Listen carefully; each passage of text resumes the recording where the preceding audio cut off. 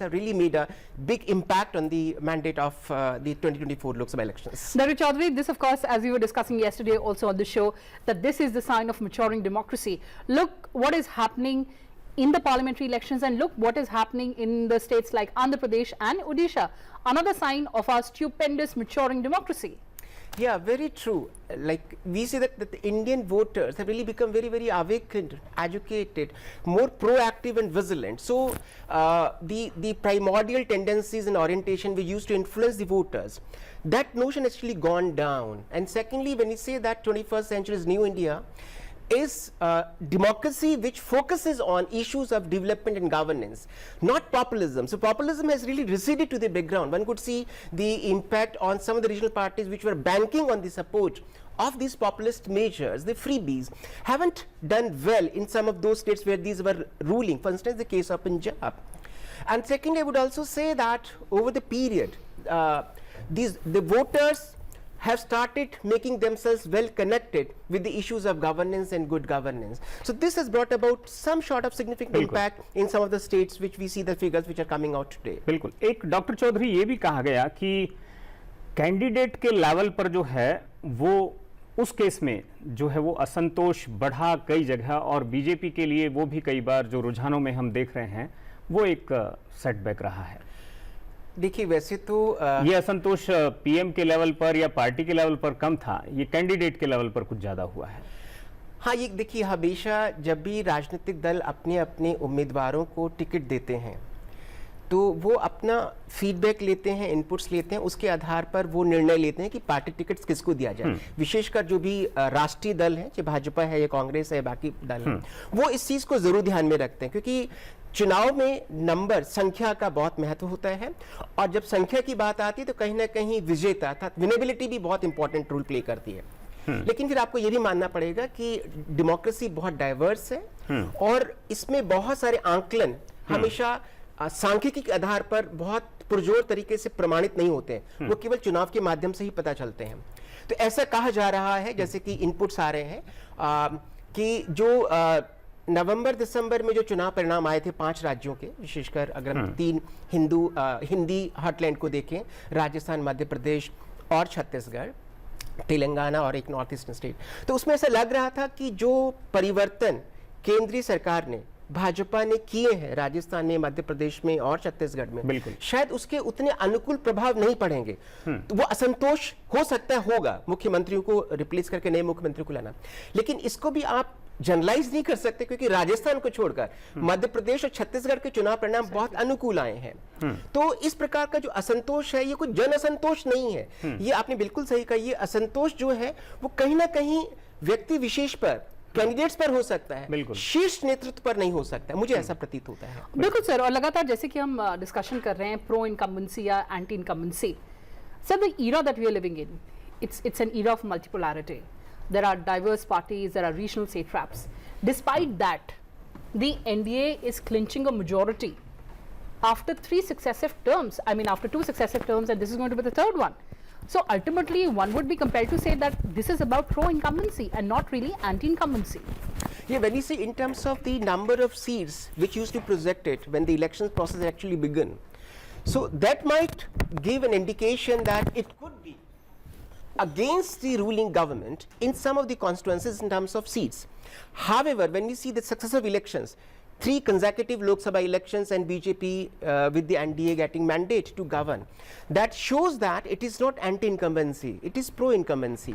Secondly, when we say, because this number sometimes dwindles, because when we see the first 3 Lok Sabha elections, 51, 52, 57, 62, in these 3 elections, the Congress voting share, the seats, started getting declining. But that didn't mean that it was an anti-incumbency for the Congress. Precisely. So similarly, when we say that the voters were quite confident in some of the constituencies that BJP is going to win, because the political ambience, the political climate, right from the beginning of the 2024, and when the elections were announced, and specifically in the aftermath of the elections winning to these 3 Hindi heartland states, it was stated as a foregone conclusion that BJP would be making significant inroads to most of the constituencies where it had been seeing the opposition parties led by Congress and other regional parties.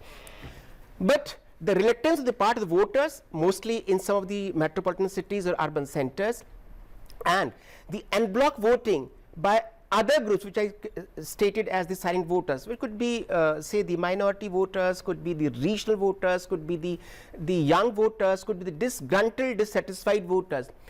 That might have led to the defeat of some of the important say candidates in the constituencies where BJP was claiming, for instance, states like Uttar Pradesh and Rajasthan, and it was stated that BJP would be making significant inroads into southern parts of the country, say the Karnataka, the Kerala, the Tamil Nadu, and even the Telangana.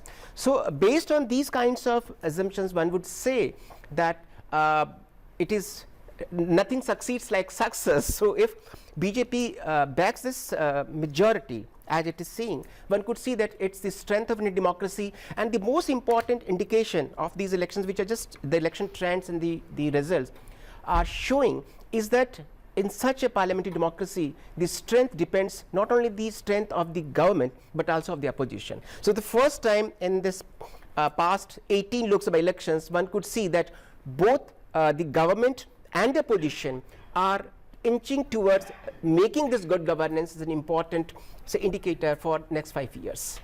Also joining us on the program, my colleague Archana, and of course we have on the very esteemed panelist, Mr. Roshan Gaur. He's a senior journalist. Welcome both of you to this continuous analysis of Sansad TV on the current Lok Sabha elections. But sir, you mentioned a very particular point about urban apathy in terms of the voter turnout.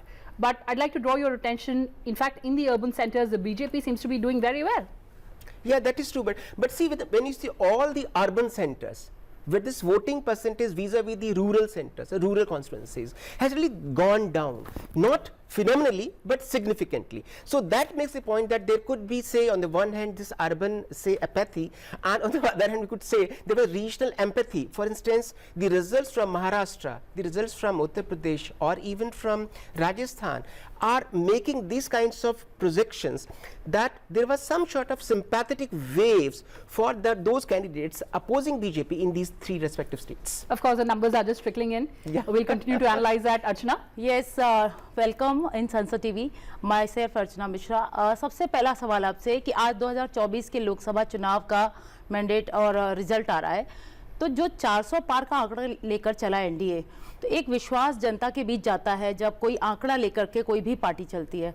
तो NDA alliance उसने आंकड़े पर जो बात की 295, ये चीज़ मतदाता के बीच कितना बड़ा भरोसा जताती है. और दूसरा, जब विपक्ष की ओर से तमाम तरह के सवाल उठाए जाते हैं, लोकतंत्र को एक तरह से कहीं ना कहीं विश्वास के कटघरे में खड़ा कर देते हैं, तो वो जो एक विश्वास की कड़ी है इस चुनाव में, वो किस तरह से काम करती है? एक आंकड़ा किस तरह से जब जनता के बीच में जाता है तो कितना काम करता है? देखिए, आंकड़े को आमतौर पे विपक्षी दलों ने और विपक्षी नेताओं ने हमेशा चुनाव आयोग में ईवीएम पद्धति को प्रश्न चिन्हित करने का प्रयास करके दौरान किया. अब मुझे लगता है कि 2024 के जो परिणाम आ रहे हैं, तो वो ईवीएम की जो सैंक्टिटी है या इलेक्शन कमीशन की जो सॉवरेनिटी है, उसको लेके अब कोई मत नहीं आ रहे हैं, कोई विचार भी नहीं दिए जा रहे हैं. तो ये एक बहुत अच्छी बात है कि जो 400 का जो आंकड़ा आया, उसने इस विश्वसनीयता को तो पुरजोर तरीके से सुदृढ़ किया कि हमारे चुनाव आयोग है वो स्वतंत्र है, स्वायत्त है और संप्रभु है. दूसरी बात हम कहते हैं कि ये जो 400 पार की जो बात हुई थी, 400 पार की बात का मतलब ये नहीं था कि भाजपा को 400 पार मिल रहा. अब की बार 400 पार, इसका हम ये भी एक सुयोग कह सकते हैं कि पक्ष और विपक्ष दोनों बहुत अच्छी संख्या बल से इस संसदीय लोकतंत्र को और अधिक कार्यकारी बनाने के लिए, सुदृढ़ करने के लिए और राष्ट्रीय उन मुद्दों को जनता तक पहुंचाने के लिए एक महत्वपूर्ण सुशासन के यंत्र की तरह काम करेंगे. तो वो एक मैसेज गया है. हाँ, ये जरूर कह सकते हैं कि जैसे कि जो अर्बन सेंटर्स हैं, उसमें बहुत सारे मतदाताओं ने शायद इस चीज को मान लिया होगा, वो आश्वस्त भी हो गए होंगे कि बहुत ज़्यादा अंतर नहीं आएगा अगर हम लोग वोट देने नहीं जा रहे हैं, क्योंकि जो पिछले 10 वर्षों में काम हुआ है, जो शासकीय मुद्दों पर, मतलब पहली बार कह सकते हैं कि एक जो शिफ्ट हुआ है, वो कैसे पॉपुलिज्म से गवर्नेंस की ओर और गवर्नेंस से गुड गवर्नेंस की ओर एक ओरिएंटेशन हुआ हमारा इलेक्टोरल पॉलिटिक्स में. तो कहीं ना कहीं प्रो इनकम्बेंसी रहा और पॉलिसीज प्रोग्राम्स को लेकर जो कनेक्ट बना रहा वो बराबर बना रहा, तो हम ये कह सकते हैं कि कुछ उदासीनता हमारे मतदाताओं में भी जरूर रही होगी, विशेषकर जहां पर मतदान कम हुआ है। अभी जब चुनाव आयोग के पूर्ण परिणाम आएंगे तो हमें ये देखना भी होगा और ये विश्लेषण करना होगा कि जो मार्जिन ऑफ विक्ट्री और मार्जिन ऑफ डिफीट है, हो सकता है कि वो कुछ बहुत सारी कॉन्स्टिट्यूएंसीज में वो बहुत मिनिमल रहे, बहुत न्यूनतम रहे, वो भी करते, लेकिन फिर हम यही कहेंगे कि जीत आखिर जीत होती है। और अगर चुनाव परिणाम बाद में जब घोषित होते हैं तो उसमें ये दिखाया जाएगा, उसमें देखा जाएगा कि वास्तव में क्या कारण रहे। बट हाँ, ये जरूर है कि ये जो चुनाव परिणाम आ रहे हैं ये हमारे चुनावी लोकतंत्र की सुदृढ़ता का परिचायक है और हमारे मतदाताओं की परिपक्वता का भी एक ज्वलंत उदाहरण है। बिल्कुल, जैसा कि आपने कहा, जीत आखिर जीत होती है। और इसी के साथ हमारे साथ जुड़ चुके हैं बाल योगी उमेश नाथ जी, राज्यसभा सांसद हैं बीजेपी से। सर, बहुत बहुत स्वागत है आपका संसद टीवी पर।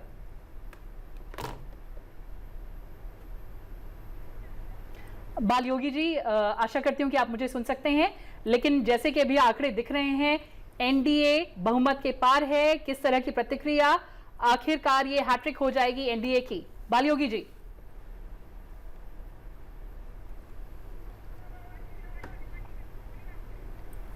बाल योगी जी, ताजे आंकड़े, एनडीए 296 के पार। I think there's some confusion on audio there, but we'll get back to Member of Parliament in just a bit.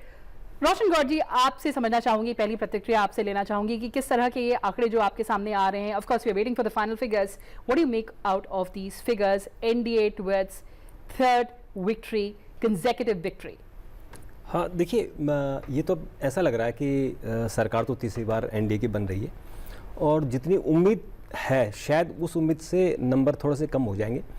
लेकिन जो भी आप बात कर रहे थे कि आपकी बार 400 पार की, वो मुझे लगता है कि एक ऐसा आंकड़ा था कि जिसमें विपक्ष उलझ गया था। तो शायद अगर आपकी बार 400 पार का आंकड़ा नहीं होता तो ये नंबर और कम जा सकते थे।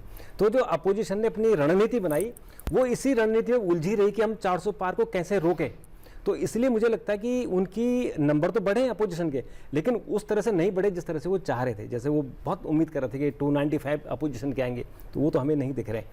और फिर जो कुछ मुद्दे थे इसमें जो हमें दिख रहे हैं साफ साफ कि अब की बार 400 पार के कारण जो मतदान रहा, यानी जो वोट परसेंटेज थी, वो भी इस बार कम रही और वो बड़ी चिंता की बात थी।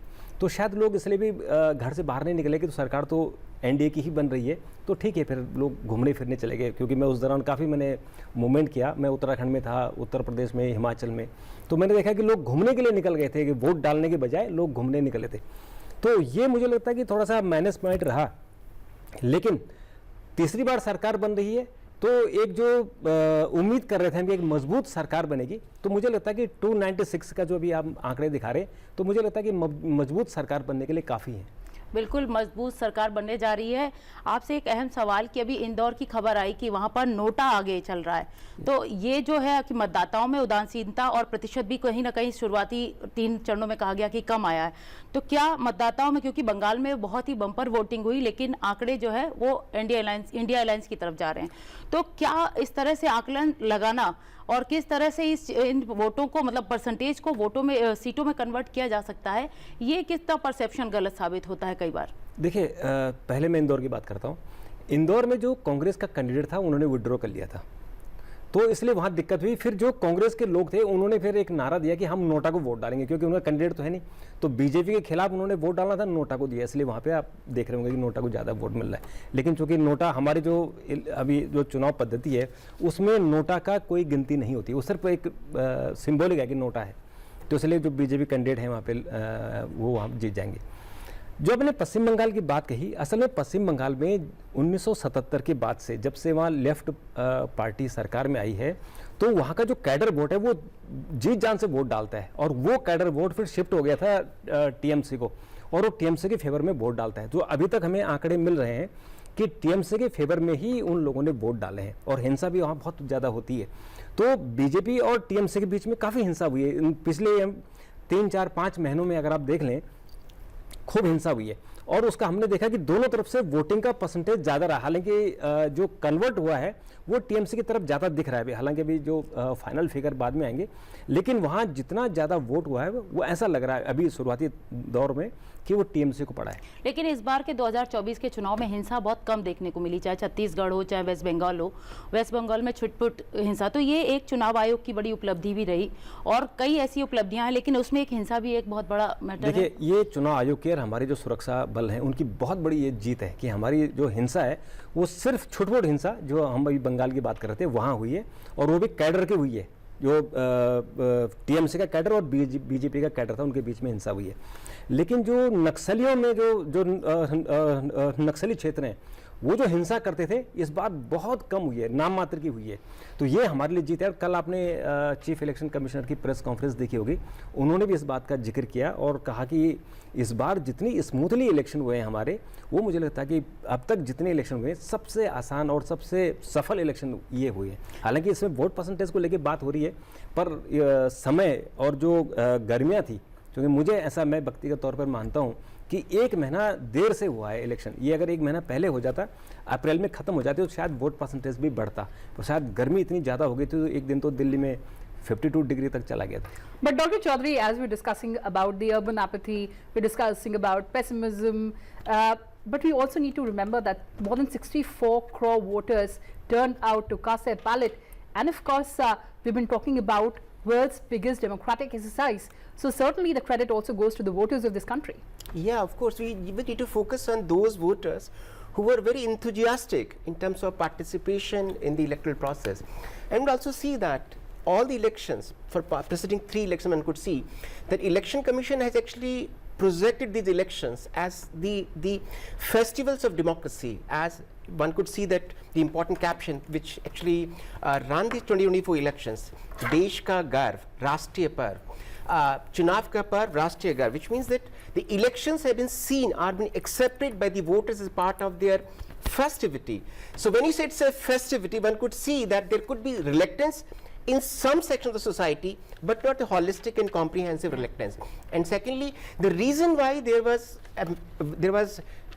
not support from some section of the society in the urban centers, that apathy or urban apathy could be attributed not to the voters per se, but to the because most of these voters in those constituencies during these times of elections were not placed in there. They were maybe the migrant workers, they were the migrant voters, they may be the students, the scholars, placed in different other constituencies of the country. So they were not able to come back to their places. Dr. Chaudhary, please hold your thoughts. We just have Bal Yogi ji again joining us, member of the Rajya Sabha from the BJP. Bal Yogi ji, क्या आप मुझे सुन सकते हैं? जी सुन रहा हूँ sir, बहुत बहुत बधाई। अभी जैसे आंकड़े आ रहे हैं, of course we are waiting for the final figures, but the NDA seems to be clinching victory once again for 3rd consecutive term. Sir, आपके क्या रिएक्शन है? देखिए, जिस प्रकार से नतीजे आ रहे हैं उससे पूरे देश में बीजेपी के कार्यकर्ता और पदाधिकारियों में बड़ी प्रसन्नता की लहर है। और अभी सुबह से लेकर के 12 बजे तक स्थिति बहुत अच्छी है और मैं समझता हूं कि शाम तक स्थिति स्पष्ट होगी और हम सब लोगों को जो उम्मीद थी कि इस देश में पुनः बीजेपी की सरकार आएगी और हम सनातन के लिए बहुत ताकत से काम करेंगे, ऐसी स्थिति स्पष्ट हो जाएगी, ऐसा मैं मानता। सर, अगर हम फैक्टर्स की बात करें, वो कौन कौन से कारण थे जो आपके फेवर में एक बार फिर से जाते हुए दिखाई दे रहे हैं? ऐसी स्थिति तो हम लोग स्वीकार नहीं करेंगे कि जाते हुए दिख रहे हैं। हम लोग तो पूरे आशावादी हैं और आशावादी होने के साथ साथ हमने निरंतर काम भी किया है और वो पूरे देश के पटल पर स्पष्ट रूप से दिख भी रहा है लोगों को। हमने कहीं भी किसी प्रकार से जाति पाति पंथ संप्रदाय को कोई ढंग से नहीं लिया कि उसके लिए काम नहीं करना है, इसके लिए करना है। अभी तक ऐसी स्थिति दिखी है कि मुस्लिम वर्ग की महिलाओं ने भी माननीय मोदी जी को बहुत अच्छे से सपोर्ट किया है और वो नतीजों के हिसाब से स्पष्ट भी हो रहा है। मैं आपसे सवाल करना चाहूंगी बाल योगी जी, कि 10 वर्ष के कार्यकाल में जो लीडरशिप है वो एकदम स्पष्ट रही एनडीए की, जबकि दूसरी तरफ इंडिया अलायंस में अनिश्चितता रही। तो उसके कहीं ना कहीं परिणाम दिख रहे हैं कि एक बार फिर भारत की जनता एक मजबूत लोकतंत्र, मजबूत सरकार चाहती है और उसी पक्ष में मैंडेट आ रहे हैं। मजबूत पक्ष है ही बीजेपी का। उसने देश में हजारों साल पुरानी समस्याओं का समाधान किया है और उसमें लीडरशिप भी स्पष्ट है कि माननीय मोदी जी हमारे सबके लीडर हैं और वो अपनी पूरी सूझबूझ के साथ विरक्त होकर के किसी भी प्रकार का उनके मन में लोभ लालच या कोई इस प्रकार की सोच नहीं है। वो पूरे समर्पण के साथ मन वचन कर्म से सत्य धर्म और अहिंसा के साथ में देश के प्रति सजग हैं और ये परिणाम जो आ रहे हैं ये उसी का परिणाम है कि एक मजबूत नेतृत्व वाली जो व्यवस्था है वो समूचा जनमानस उसको स्वीकार कर रहा है। गांव से लेकर के शहर तक और शहर से लेकर के गली मोहल्लों तक सब लोग उसको एक्सेप्ट करके और समाज में उन लोगों को स्वीकार कर रहे हैं, ऐसा मैं मानता हूं। आपसे जानना चाहेंगे कि राम मंदिर बहुत बड़ा मुद्दा रहा मैनिफेस्टो में और उसको बीजेपी सरकार ने पूरा भी किया, तो ये कितना बड़ा फैक्टर रहा न केवल उत्तर प्रदेश में बल्कि पूरे भारत में जो लोग सनातन धर्म में आस्था रखते हैं, क्योंकि सनातन धर्म के माध्यम से कहीं ना कहीं भारत विश्व गुरु की ओर बढ़ चला है। जी देखिए, राम मंदिर की जो समस्या थी वो 1000 साल पुरानी समस्या है और उस समस्या पर 500 साल तक संघर्ष हुआ है। इस देश के साधु संत सन्यासी और इस देश के समस्त लोगों ने उसके ऊपर अपनी पूरी सोच विचारधारा और जो संघर्ष करना चाहते थे उन्होंने संघर्ष भी किया। हमारे हजारों लाखों कार्यकर्ता जो थे, कार सेवक, वो मरणासन पर भी पहुंचे, लेकिन उसके बाद भी उसका समाधान हुआ और अभी 22 जनवरी को रामलला पुनः अयोध्या पहुंच गए और स्थापित भी हो गए। तो इस देश में संपूर्ण जो राम के प्रति श्रद्धा रखते थे वो पूरे आशावान हैं और आज भी उनकी सोच और उनका विचार माननीय मोदी जी के साथ बना हुआ है और उसी के साथ धारा 370 जैसी एक जटिल समस्या का भी समाधान हुआ है। और यही नहीं, देश में किसानों के प्रति, महिलाओं के प्रति और देश के आमजन के प्रति भी पूरी सरकार का ध्यान रहा है और देश की संपूर्ण जो सीमाएं हैं वो भी सुरक्षित रही है। और हमको ये भी जानना चाहिए और ये भी याद रखना चाहिए कि पिछले 10 वर्षों में कहीं से कोई आतंकवादी इस देश में नहीं घुसा, कहीं अशांति नहीं हुई, कहीं बम नहीं फटे। इसलिए मैं मानता हूं कि ये जो सरकार है ये पीछे भी सफल हुई है और आगे भी सफल रहेगी, ऐसा सब लोगों का मानना है। बिल्कुल, आपने धारा 370 की बात की। अभी जम्मू कश्मीर गई थी मैं चुनाव के दौरान, वहां देखा कि किस तरह से इतना बड़ा बदलाव आया। वोटर टर्नआउट तो बहुत अच्छा रहा, रिकॉर्ड, लेकिन लोगों में भी बहुत ज्यादा एक भय का जो माहौल था वो कॉन्फिडेंस आया। और खास करके लाल चौक पे भी संतों की रैली देखी, क्योंकि शंकराचार्य का मंदिर है, वहां मठ है और वो बहुत ही सिद्ध मंदिर। तो वहां जो एक संत है अटल पीठाधीश्वर, उनसे मेरी बात हुई तो उन्होंने कहा कि ये तो संभव नहीं था पहले। तो इसका कितना बड़ा इम्पैक्ट जो है ये इन चुनावों में देखने को मिल रहा है? ये चुनाव में निरंतर ये सब बातें समाज के पटल पर रखी भी गई है और समाज के प्रत्येक प्राणी ने उसको स्वीकार भी किया है। और स्वीकार करने के साथ साथ एक निष्ठावान देशभक्त जो है माननीय मोदी जी, उनके प्रति लोगों की श्रद्धा भी रही है।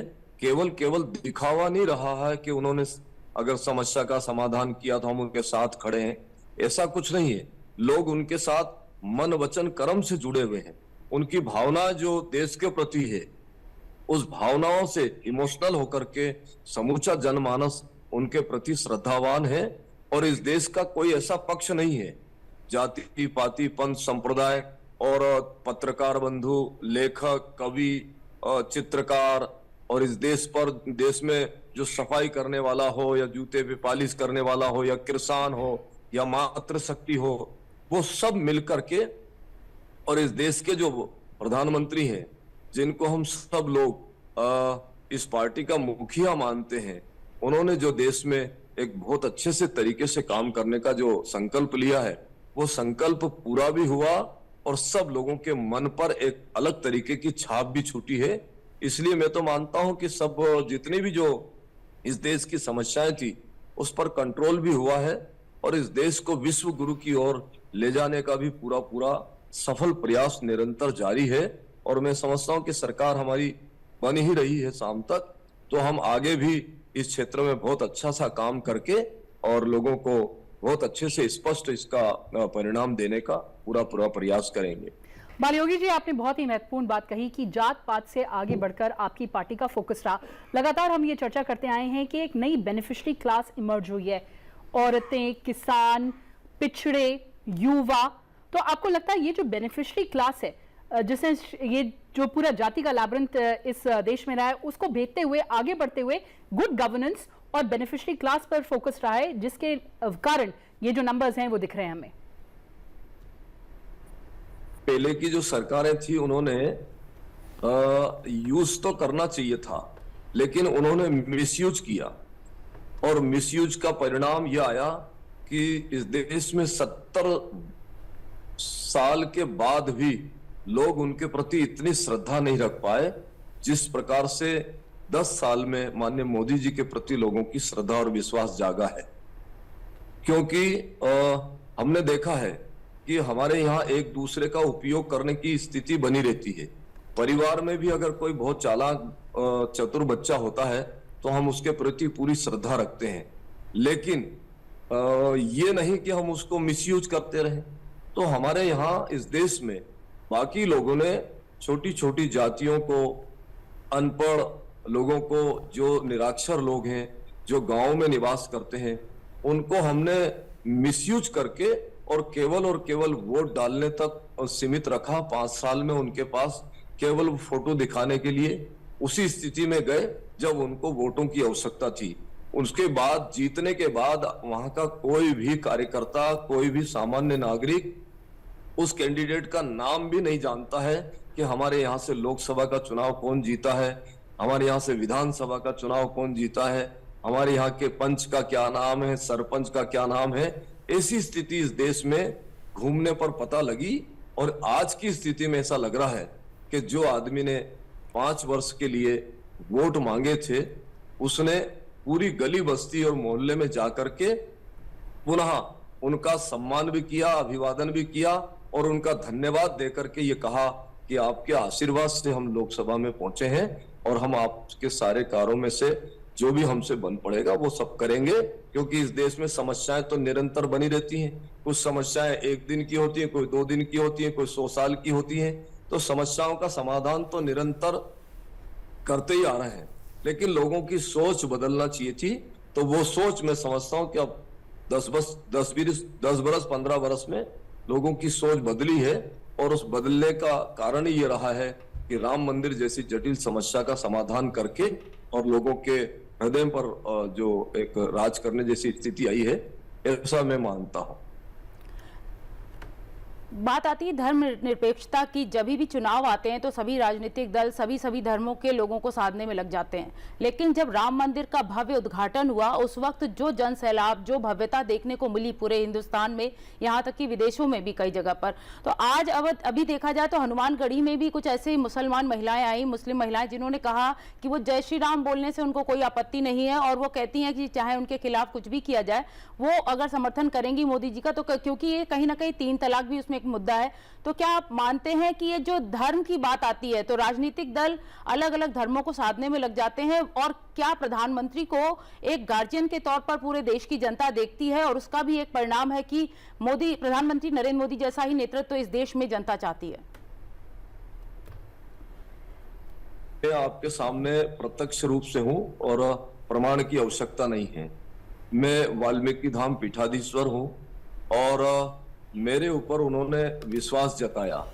साथ ही इस देश में जब राम जी का मंदिर का निर्माण हुआ तो राम जी के मंदिर के निर्माण के बाद में वहां एयरपोर्ट की स्थापना हुई, तो माननीय मोदी जी ने उस एयरपोर्ट का नाम महर्षि वाल्मीकि इंटरनेशनल एयरपोर्ट रखने का संकल्प लिया, साथ ही राम मंदिर में सबरी माता का मंदिर बनाने का निर्णय लिया, निषाद राज का मंदिर बनाने का निर्णय लिया और केवट का मंदिर बनाने का निर्णय लिया। मध्य प्रदेश में संत रैदास जी महाराज के मंदिर के लिए उन्होंने 125 करोड़ रुपए की लागत से एक स्कीम बनाई, उसका भूमि पूजन किया और अंततोगत्वा वानरों को भी साथ लेकर के चलने का प्रयास किया। जो हजारों साल पहले राम जी ने वनवास के दौरान जो सामाजिक समरसता इस देश को दी थी, वो पुनर्जीवित करके माननीय मोदी जी ने लोगों को ये बताया है कि यहाँ देश अगर चलाना है तो यहाँ जाति पाति पंथ संप्रदाय इन सबको विराम लगाना पड़ेगा। यहाँ सभी का अधिकार है इस देश में रहने का।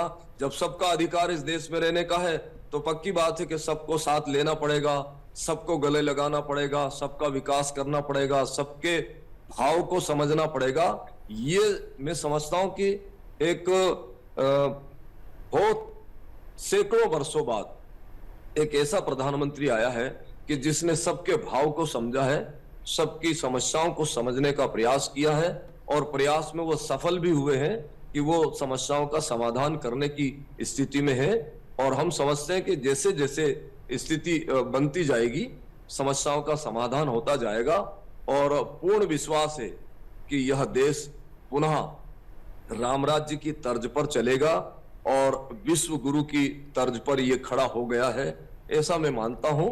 ये जरूर है कि समस्याएं इस देश की निरंतर बनी रहती हैं और उस पर पिछली सरकारों ने जो काम किया वो भी देख लें और ये 10 वर्ष की जो सरकार ने काम किया है ये भी एक अनुपात लगा करके पूरा जनमानस इसको समझ रहा है, हम भी समझ रहे हैं और आप भी समझ रहे हैं।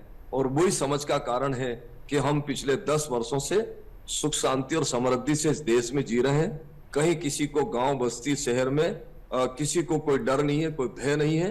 ये एक मूल कारण बना है, मैं इसको मानता हूं और आप सब लोग भी मानने का प्रयास करें।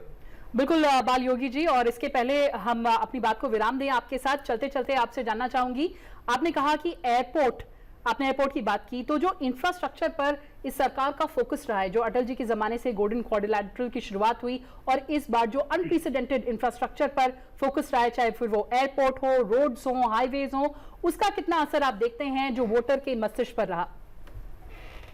मैं आपको एक बहुत बढ़िया सी बात बताऊं कि इंफ्रास्ट्रक्चर वाला जो मामला है वो उससे ज्यादा लोगों का मन जोड़ने का काम इस देश में मोदी सरकार ने किया है। तो हम इंफ्रास्ट्रक्चर की तरफ जाए ये जरूरी नहीं है। हमने समाज के टूटे हुए लोगों को जोड़ने का प्रयास किया और वो सारे जुड़ करके एक मुश्त मोदी जी के साथ खड़े हैं। ये मैं सबसे बड़ी सफलता मानता हूं, ना कि इंफ्रास्ट्रक्चर। ये तो एक देश का विकास है, ये तो हम सबको मिलकर करना ही है। बाकी की सरकारों ने जो किया वो किया, ये सरकार जो कर रही है, निरंतर देश में एक बड़ी आंधी चली कि इस देश में रोड क्रांति आई और देश में बड़े बड़े इस प्रकार के स्ट्रक्चर खड़े हुए कि जो हजारों साल तक खड़े रहेंगे और हमारा देश जो है संबलता की तरीके से खड़ा हुआ है। लेकिन उससे जरूरी ये रहा है इस देश में कि हमने सारे समाज के लोगों का जो मन टूटा हुआ था उसको जोड़ने का सफल प्रयास किया और उसमें मर्यादा पुरुषोत्तम भगवान राम जी की बहुत कृपा रही। और जब राम जी आए तो पूरे देश का संपूर्ण समाज जुड़ करके एक मुश्त भगवान के प्रति श्रद्धावान है और इस देश के प्रधानमंत्री जी के प्रति भी श्रद्धावान है, ऐसा मैं मानता हूं। बिल्कुल, और एक साथ हम ये यात्रा तय करेंगे विकसित भारत की तरफ। बहुत बहुत शुक्रिया हमसे जुड़ने के लिए। And coming back to doctor Chaudhary, we were talking about urban centres, urban apathy, but ultimately the voter is the king.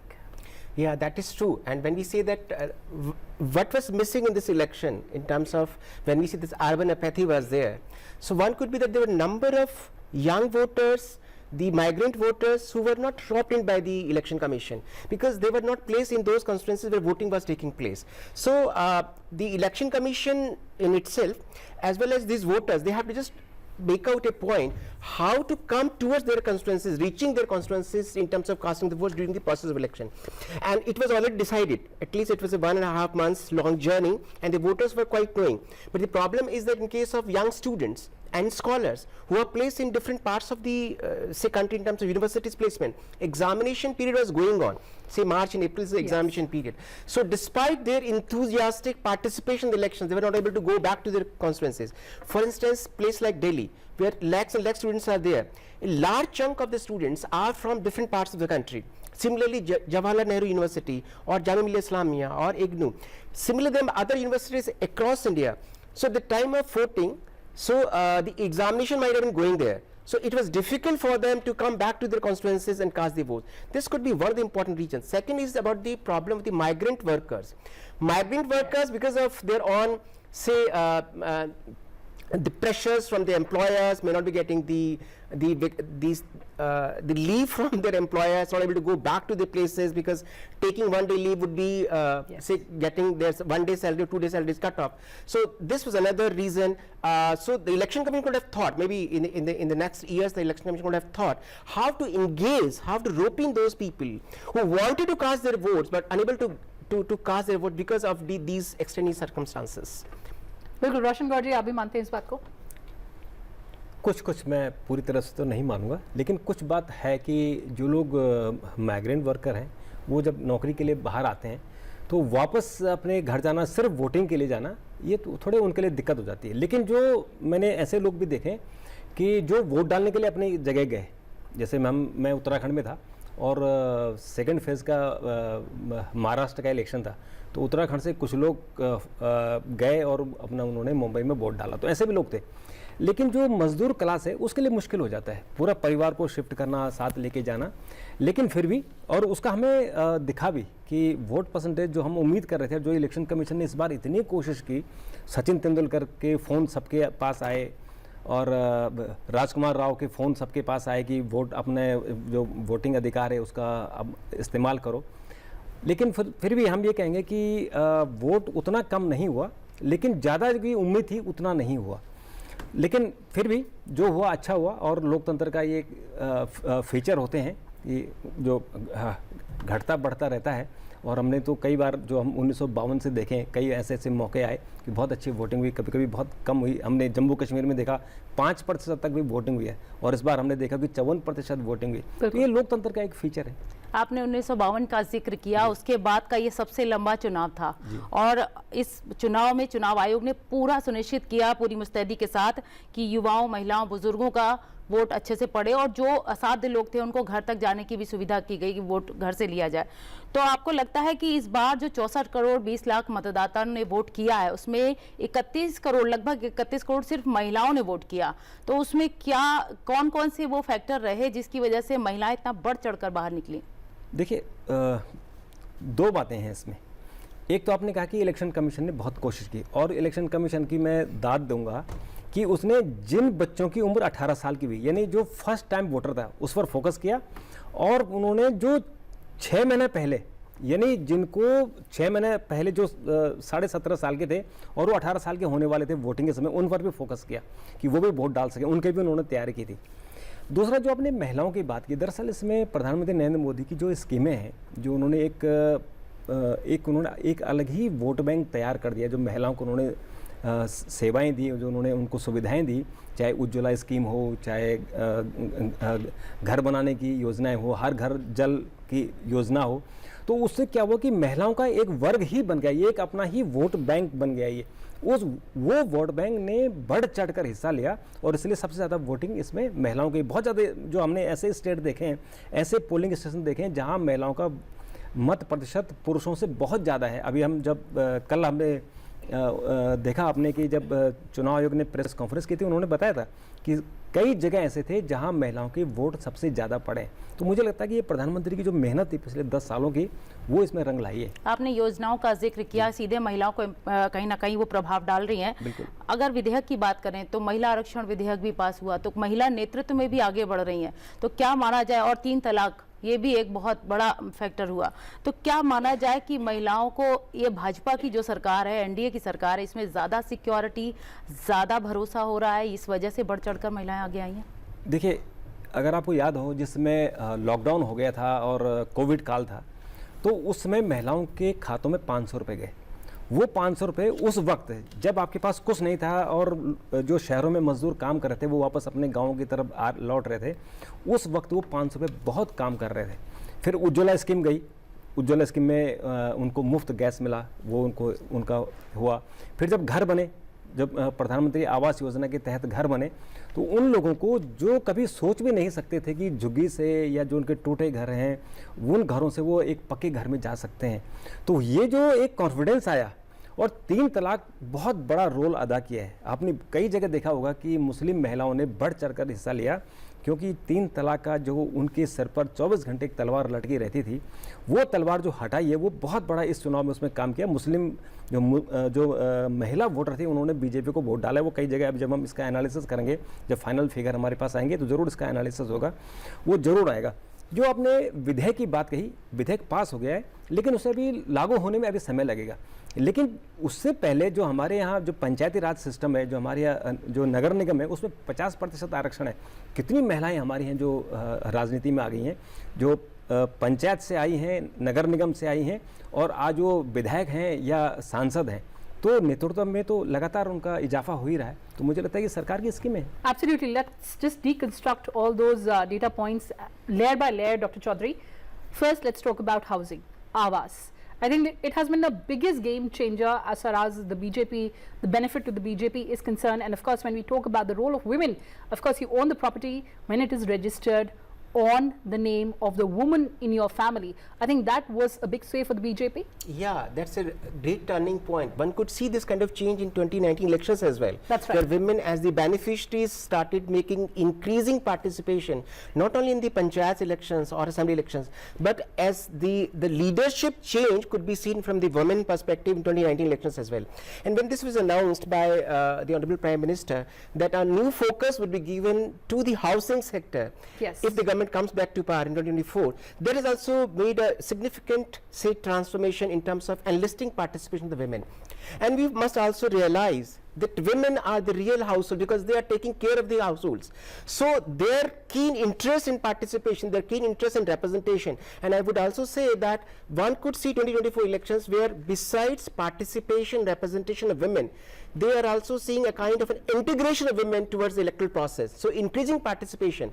One could see this kind of apathy from the male members of the society, maybe in the rural sectors or in the urban sectors, but women across urban centers and the rural centers were seen participating in the elections with more enthusiasm, more confidence, and a part of connectivity with the electoral process. And I would say that women have actually become the real game changers in 2024 elections. So Ujjwala also played a stellar role for the BJP. Yeah, there are many schemes. One could see Ayushman Bharat, That's Ujjwala right. schemes, and the important part is that women are the direct beneficiaries of these That's schemes. true. That's so that has brought about a change in terms of increasing participation of women in the elections. And as I was talking to Mr. Balyogi as well, that it's not about the caste labyrinth that dominated India, it's about the beneficiary class. As Prime Minister has always been saying that it's about women, it's about farmers, it's about youth of this country, and it's about the backward castes. Absolutely fine. Now the time has really changed. This new India doesn't talk about primordialism. Yes. You could see the reflections of caste and clan and community making some inroads, minor inroads into electoral process in some of the states, maybe states like Bihar or Jharkhand or even say Uttar Pradesh or Rajasthan.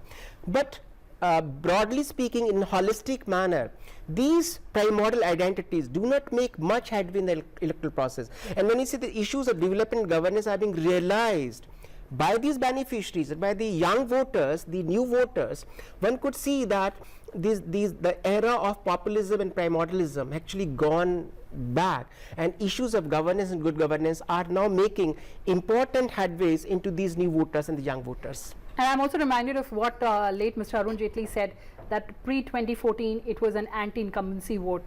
We've been witnessing pro-incumbency now. That's a big change in the electoral process of India. That I'm saying that the binary is not between primordialism versus governance or populism versus governance. It is not between quality and quantity, or would say between governance and good governance. This is a big change one could see in 2024 बिल्कुल अर्चना, elections. Focus good governance पे है. Yes, मेरा सवाल आपसे good governance की बात हो रही है. जब इतना विकास हुआ है चारों तरफ, तो हिंदी भाषी क्षेत्रों पर अगर फोकस करें, जो अभी तक के रुझान आए सुबह से चल रहा है कि उत्तर प्रदेश में जो है समाजवादी पार्टी आगे चल रही है और बिहार में अच्छा कर रही है एनडीए अलायंस, तो कुछ ऐसे राज्य जो हिंदी भाषी क्षेत्र, चाहे हम राजस्थान पे फोकस करें या हरियाणा पे, खासकर यूपी में, क्या वजह रहती है कि आज भी इतना डेवलपमेंट होने के बाद भी क्यों जातिगत समीकरण हावी रहते हैं इन इलेक्शंस में?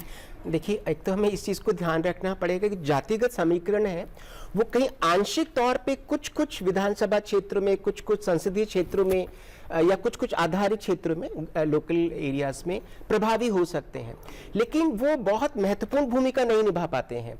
दूसरी बात है, कहीं जब हम ये इस प्रकार का कास्ट कन्फिगरेशंस और से दी ट्राइबल कन्फिगरेशंस देखते हैं, तो इसका रीज़न आमतौर पर होता है कि जो पॉलिटिकल पार्टीज़ हैं या पॉलिटिकल लीडर्स हैं, जो कैंडिडेट्स हैं, मे बी फ्रॉम अक्रॉस से पॉलिटिकल लैंडस्केप, वो किस प्रकार से अपने आप को वोटर से कनेक्ट कर पाते हैं।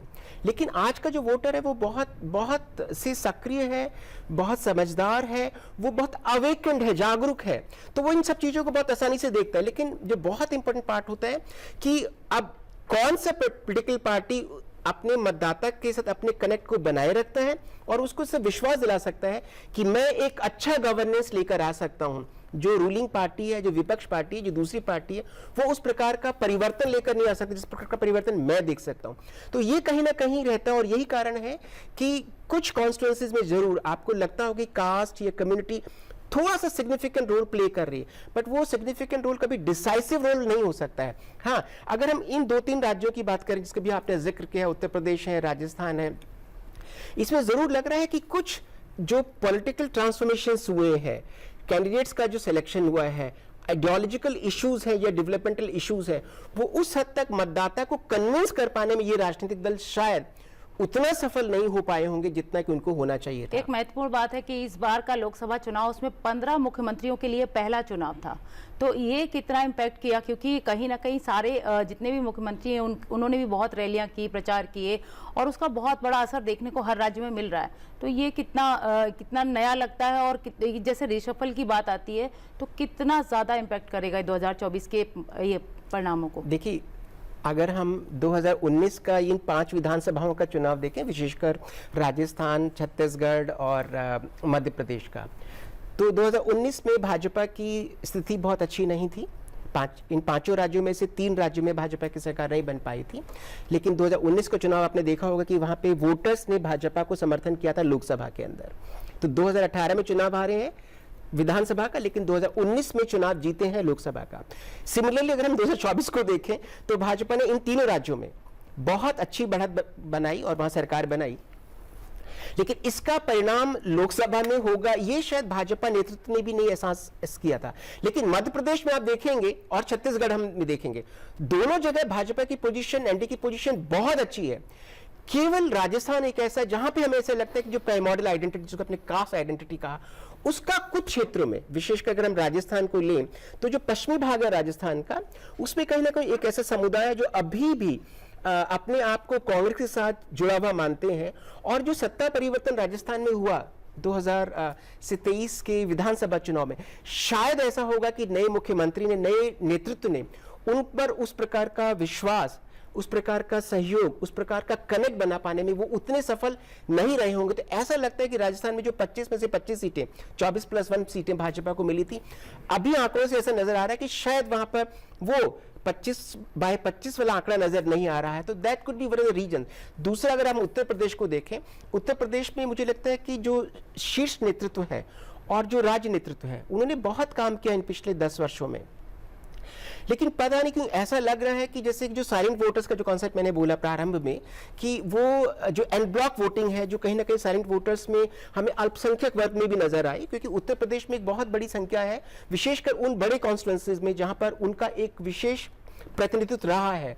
तो ऐसा भी लगता है कि कहीं ना कहीं वो जो डिसएंचेंटमेंट है, असंतुष्टता है, वो हो सकती है उन मतदाताओं में हो। वो केवल सरकार के विरुद्ध नहीं हो सकती, बल्कि ये भी हो सकता है कि उनकी संतुष्टता उन क्षेत्रीय दलों के साथ ज्यादा होगी जिसके साथ वो अपने आप को बहुत नजदीक पाते हैं। दैट कुड बी रीजन कि कैसे समाजवादी पार्टी उत्तर प्रदेश में जो बड़ा परिवर्तन हम लोग देख रहे हैं कि वो 300 पार और 400 पार वाला जो आंकड़ा है वो क्यों हमें थोड़ा सा छोटा नजर आने लगा है। बहुमत है, लेकिन जिस प्रकार का बहुमत होना चाहिए था, जैसा कि पार्टी कैडर्स और नेतृत्व देख रहे थे, वैसा अभी हमें लग रहा है कि शायद उस आंकड़ों को हम ना छुपाएं, वो सरकार के बनने में शायद कुछ उस प्रकार का विघन नहीं डालेंगे, लेकिन एक आंतरिक प्रसन्नता ये थी कि कहीं ना कहीं लोगों ने गवर्नेंस के लिए वोट दिया नहीं दिया। पर मैं ये कहूंगा कि गवर्नेंस और गुड गवर्नेंस का जो बाइनरी है, ये वोटर्स कैसे समझता है और उसको कैसे समझा पाते हैं राजनीतिक दल, ये निर्भर करता है वोट परिणाम। Roshan Gaji, of course, we've been talking about 400 and 272, but ultimately, as you said, winner is the winner. And just talking about the connection on the ground, as you mentioned, Dr. Chaudhary. Roshan ji, आपसे समझना चाहूंगी कि connection on the ground, I think connection with the masses, nobody aces it better than Prime Minister Narendra Modi. His direct connect to the voter. देखिए, इस चुनाव में आप देखें और चुनाव से पहले देखें, केवल चुनाव की मैं बात करूं तो प्रधानमंत्री ने 206 रैलियां की जी, रोड शो किए और 80 उन्होंने इंटरव्यू दिए।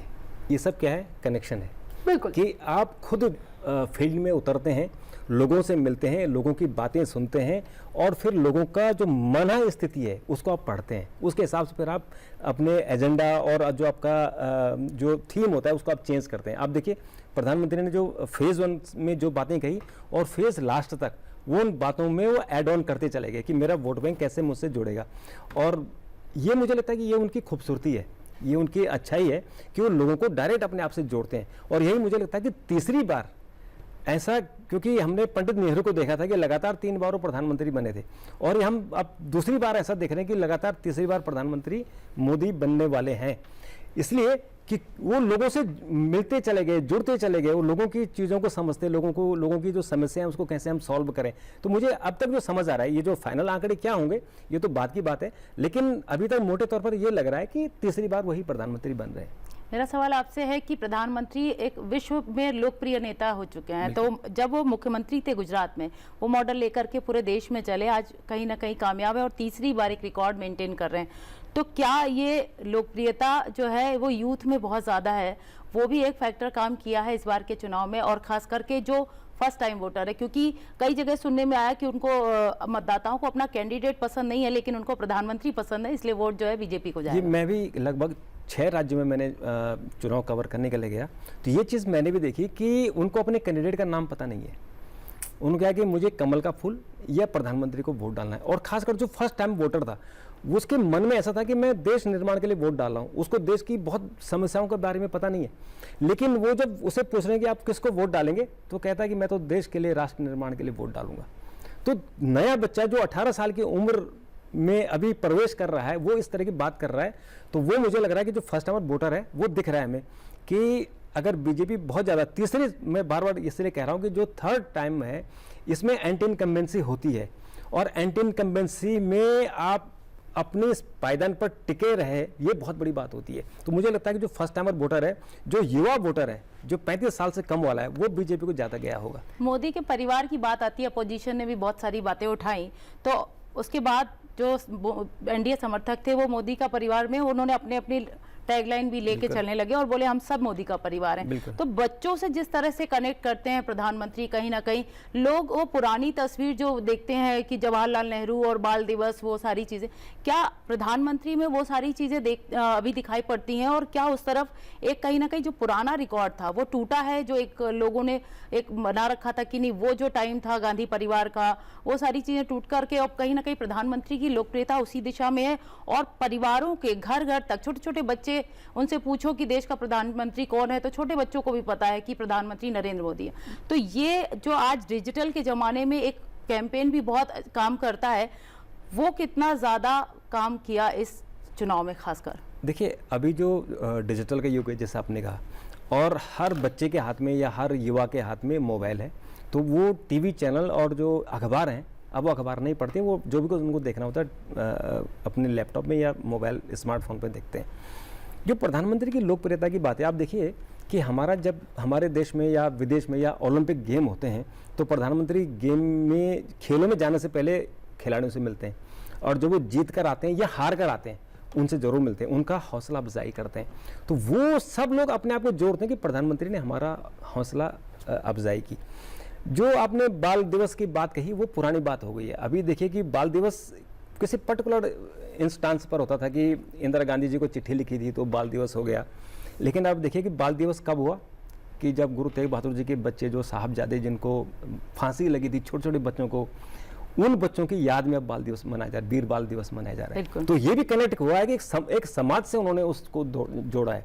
इस बहुत सारी चीजें इस निश्चित तौर पर प्रधानमंत्री ने देश के कोने कोने तक हौसला अफजाई की, तभी ये चीज, इसका जो असर है वो हमारे पद्मश्री अवार्ड में भी देखने को मिलता है कि हर क्षेत्र से लोगों को सम्मानित किया जा रहा है। नए क्रिएटर हैं, जो यूट्यूबर्स हैं, उनको भी सम्मानित किया गया। तो ये एक नई परिपाटी जो देश में चली है, ये भी बहुत असर डालती है। देखिए, हमने अभी जो पद्मश्री अवार्ड मिलते हैं, पहले सिर्फ जो है सिफारिश के आधार पर मिलता था। अभी वो अनसंग हीरो को पता नहीं कहाँ से ढूंढ के लाते हैं जिसने काम किया। जैसे फैजाबाद में एक मुस्लिम है, वो जो वहाँ लावारिस लाशें पड़ी होती थी उनको जलाते थे, उनका क्रियाक्रम करते थे, उनको पद्मश्री मिला। ट्राइबल क्षेत्रों में जो ट्राइबल लोगों की मदद कर रहे हैं, उनको स्वास्थ्य सेवाएं दे रहे हैं, वहाँ उनको पद्मश्री मिल गया। वो ऐसे लोगों को ढूंढ के ला रहे हैं कि जो वाकई सेवा कर रहे हैं, जिनको कोई नहीं जानता, जिनका कोई मकसद ही नहीं कि राजनीति में आ रहे हैं उनको पद्मश्री मिले। और ऐसे लोगों को ने जो राज्यसभा में उन्होंने नॉमिनेट किया, कैसे कैसे लोगों को, जिनको लोग कोई जानते ही नहीं थे, लेकिन वो समाज के लिए बहुत बड़ा काम कर रहे थे। तो ये भी लोगों से अपने आप को जोड़ना है कि हम उन लोगों का भी ध्यान रख रहे हैं जिनका कोई ध्यान नहीं रखता। तो वो सब चीज़ें मुझे लगता है कि 10 साल में चीज़ें बहुत बदली हैं। तभी प्रधानमंत्री का कनेक्ट जो देश के कोने कोने अंतिम पंक्ति तक गया है। Let's also talk about that connection. I also am reminded of that visual, Dr. Chaudhary, on Kartavya Path, when after all the festivities, Prime Minister goes out and reaches out to every individual watching that parade, goes out and meets every individual despite the security concerns, of course. That is the kind of connect, I think, that is resonating among the voters. You see this, I could just recall this, what Ruskin has used to say in his work, The Last Man. Yes. So the Ruskin in his work focused on the last man standing in the row. So the focus should be on the last man. Gandhiji took the last man in his work and implemented, executed that last man from the village man. And after that, it is the Honorable Prime Minister Narendra Modi ji, whose focus has been the last man. The power of connect goes to the last man. So all these benefits, the important, the significant application of the government schemes happen to actually connect with the last man. So the success of the government in past 10 years could be seen mostly from the government policies, all these programs are reaching to the last man. So the last man has now become the first man, and 2024 would see that all the beneficiaries would be from the last man category, and that is the work how the government has been doing it, and roping all people, as our panelist has rightly stated, whether these award ceremony or the YouTube people, the young people been championing these different avenues in terms of say the media, roping them, bringing them to the mainstream of the system. Even the beneficiaries who are working in different tribal areas, different castes, different backward, different communities. So making no differences, no discrimination, no division, bringing them, the last man, to the mainstream of the society, economic politics. That is a part of which the government has actually done under the leadership of रोशन गौर जी, जो अंत्योदय का concept था कि पंक्ति में जो आखिरी व्यक्ति खड़ा है उस तक पहुंचना है, you find the reflection here on the ground. बिल्कुल, अंत्योदय योजना जो पंडित दीनदयाल उपाध्याय की एक सोच थी कि आखिरी पंक्ति में जो खड़ा व्यक्ति है, अगर वहाँ तक लाभ नहीं मिला तो सारी योजनाएं हमारी बेकार है। उसी योजना को उन्होंने दूसरा रूप दे दिया। जैसे जो 80 करोड़ लोगों को प्रधानमंत्री गरीब आवास योजना है, प्रधानमंत्री गरीब अन्न योजना, 80 करोड़ लोगों को पहुंचाना, वो अंत्योदय योजना का ही एक्सटेंशन है। आयुष्मान कार्ड, कभी कोई सोच नहीं सकता था कि उनको मुफ्त में 5 लाख रुपए का उनको बीमा मिलेगा, सरकारी अस्पतालों में और प्राइवेट अस्पतालों में उनका इलाज हो सकेगा। तो आयुष्मान योजना उनको मिली। तो ये जो कॉन्सेप्ट था जो पंडित दीनदयाल उपाध्याय का, वो आज लागू हुआ है। और लोग चाहे कोई आलोचना करे, कोई, क्योंकि हम राजनीति में हैं तो राजनीति में अच्छाई और बुराई के लोग प्रशंसा करते हैं, आलोचना करते हैं, लेकिन जब हम सड़क पर देखते हैं, जब गांव में देखते हैं, आखिरी व्यक्ति तक देखते हैं। मैं भी गांव गया था, इसमें चुनाव के दौरान मैंने कई गांव में दौरा किया, तो कम से कम लोगों को इस बात की चिंता नहीं होती कि हमारे घर में शाम को राशन नहीं है और खाना नहीं बनेगा।